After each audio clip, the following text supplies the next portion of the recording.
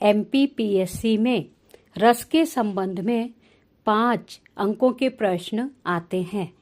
मुझे विश्वास है कि मेरे द्वारा प्रस्तुत किए गए इस अध्याय का यदि आप अच्छे से अध्ययन करते हैं तो आपको ये पूरे 5 अंक अवश्य ही प्राप्त होंगे। रस एवं रस के अंग।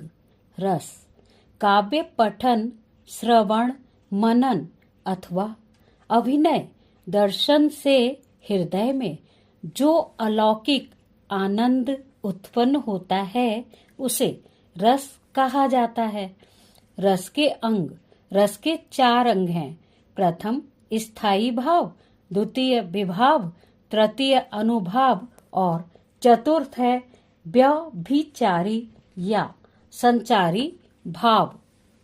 अब हम बात करेंगे रस और स्थायी भाव के संबंध में। इनकी संख्या 11 है। स्थायी भाव रति रस श्रृंगार, स्थायी भाव हास रस हास्य, स्थायी भाव शोक रस करुण, स्थायी भाव उत्साह रस वीर, स्थायी भाव क्रोध रस रौद्र, स्थायी भाव भय रस भयानक, स्थायी भाव जुगुप्सा या घृणा रस विभत्स, स्थायी भाव विस्मय रस अद्भुत, स्थायी भाव निर्वेद या शम रस शांत, स्थायी भाव अनुराग रस भक्ति, स्थायी भाव स्नेह अथवा वात्सल्य रस वात्सल्य। अब मैं बात करूंगी श्रृंगार रस के संबंध में। श्रृंगार रस का स्थायी भाव रति है। इसे रस राज भी माना जाता है। श्रृंगार रस में मुख्य रूप से नायक नायिका का परस्पर प्रेम पूर्ण वर्णन द्रष्टव्य होता है। उदाहरण है कान्हा की मुरली बजी, राधा आई पास, नयनों से बातें करें, भाया श्रावण मास। अब मैं बात करूंगी हास्य रस के संबंध में।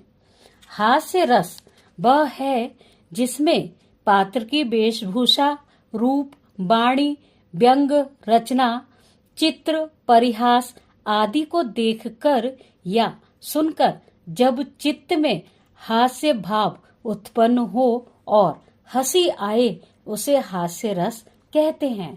उदाहरण के लिए परी हूँ आसमां से मैं, उतर कर आज आई हूँ, चमकते पंख हैं मेरे, छड़ी भी साथ लाई हूँ, करूंगी आज जादू मैं कि कौवा गीत गाएगा, सुनाती शेरनी सरगम धरा पर देखे आई हूँ। अब मैं बात करूंगी वीर रस के संबंध में।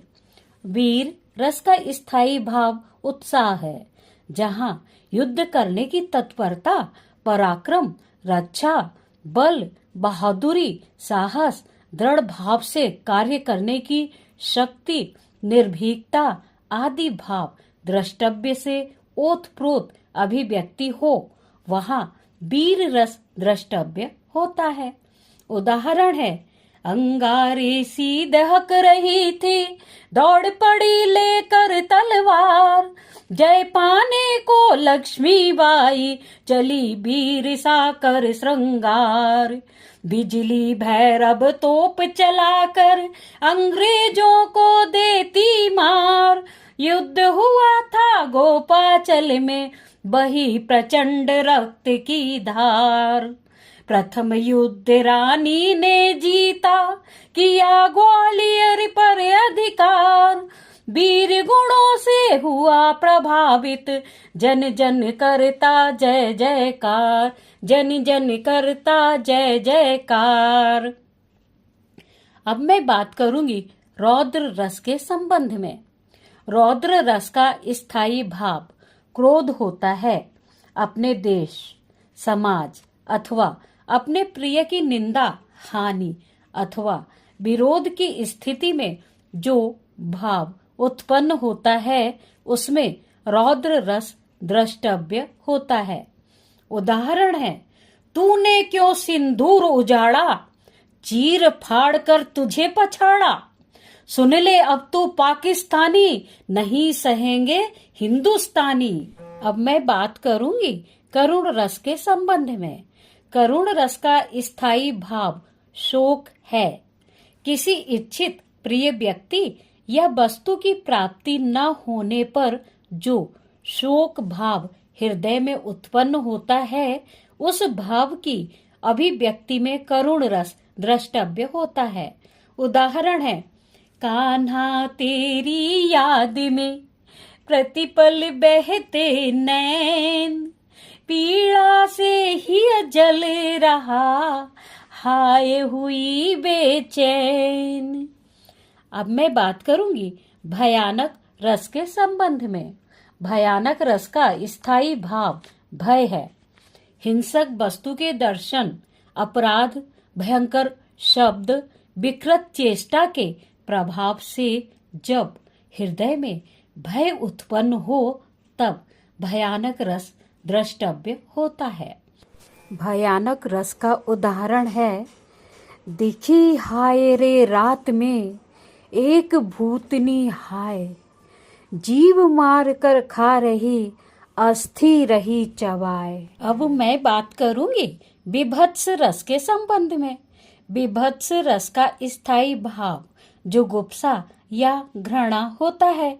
विभत्स रस में अरुचिकर, घृणित या प्रतिकूल वस्तु को देखने अथवा उस स्थिति की कल्पना करने से जो भाव उत्पन्न होते हैं, उसे विभत्स रस कहते हैं। उदाहरण है, रिपु आतन की कुंडली करी जोगिनी चबात, पी बही में पागी मनो जुबती जलेबी खात। अब मैं बात करूंगी अद्भुत रस के संबंध में। अद्भुत रस का स्थायी भाव विस्मय है। जब किसी आश्चर्यजनक रूप, घटना या कृत्य को देखकर या सुनकर हृदय में जो विस्मय भाव उत्पन्न होता है, वह अद्भुत रस कहलाता है। उदाहरण है, मुख खोला जब श्याम ने, दिखा विश्व संपूर्ण, चकित यशोदा सोचती, क्या हरि मेरा कृष्ण। अब मैं बात करना चाहूंगी शांत रस के संबंध में। शांत रस का स्थायी भाव निर्वेद या वैराग्य है, जहाँ हृदय में सांसारिक क्षण भंगुरता, विषय भोग से विरक्ति, ज्ञान, ईश्वर के प्रति अनुराग के भाव आदि द्रष्टव्य हों, वहाँ शांत रस होता है। उदाहरण है, क्षण भंगुर संसार यह, हृदय में श्री राम, प्रतिपल करती जाप हूँ, स्वर्ग बना मम धाम। अब मैं बात करना चाहूंगी भक्ति रस के संबंध में। भक्ति रस का स्थायी भाव अनुराग है, जहाँ ईश्वर के प्रति अनुरक्त और अनुराग के भाव द्रष्टव्य हों, वह भक्ति रस कहलाता है।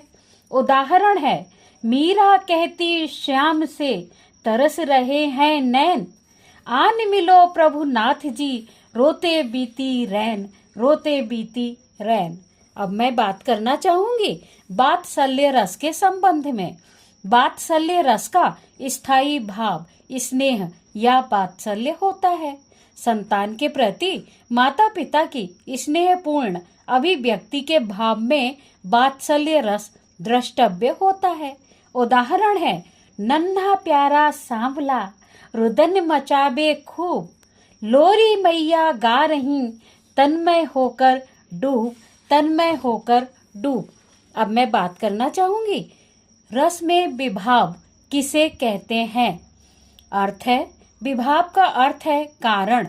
जो कारण हृदय में स्थित स्थायी भावों को जागृत तथा उद्दीप्त करते हैं, विभाव कहलाते हैं। विभाव के दो भेद हैं। प्रथम आलंबन विभाव और द्वितीय है उद्दीपन विभाव। अब मैं बात करना चाहूंगी रस में विभाव के भेद के संबंध में।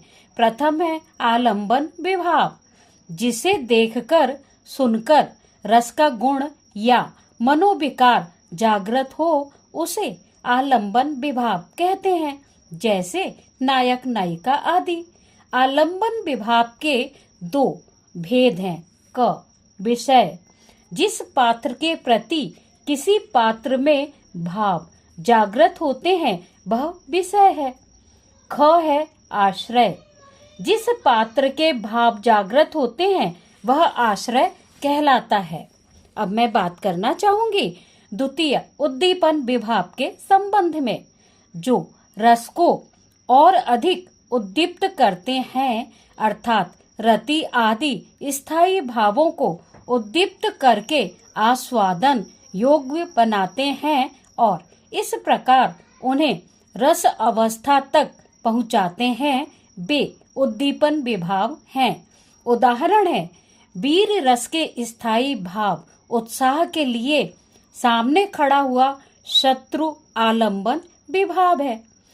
शत्रु के साथ सेना, युद्ध के बाजे और शत्रु की दंभपूर्ण उक्तियां, गर्जना, शस्त्र संचालन आदि उद्दीपन विभाव हैं। अब मैं बात करना चाहूंगी रस में अनुभाव क्या है। जब स्थायी भाव जागृत हो जाने पर आश्रय की स्थिति द्रष्टव्य होने लगे, जैसे कि रोंगटे खड़े हो जाना, पसीने से तर हो जाना, प्रिय मिलन में रोमांस भाव आना, कठोर वाणी बोलना आदि। अब मैं बात करना चाहूंगी रस में संचारी या व्यभिचारी भाव किसे कहते हैं। जो भाव केवल कुछ समय के लिए स्थायी भाव को पुष्ट करने के निमित्त सहायक के रूप में आते हैं और तुरंत लुप्त हो जाते हैं, वे संचारी भाव या व्यभिचारी भाव कहलाते हैं। इनकी संख्या 33 मानी गई है। धन्यवाद।